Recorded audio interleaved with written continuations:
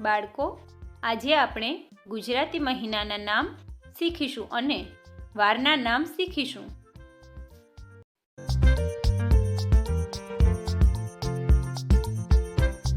કારતક, માગશર, પોષ, મહા, ફાગણ,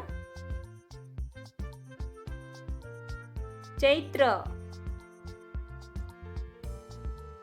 વૈશાખ, જેઠ, અષાઢ,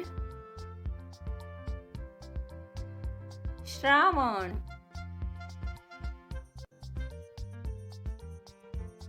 ભાદરવો,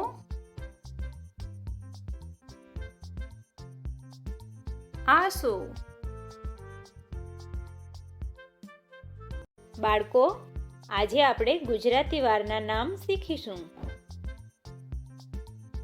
પહેલું સોમવાર, બીજું મંગળવાર, ત્રીજું બુધવાર, ચોથું ગુરુવાર, પાંચમું શુક્રવાર, છઠ્ઠું શનિવાર, સાતમું રવિવાર,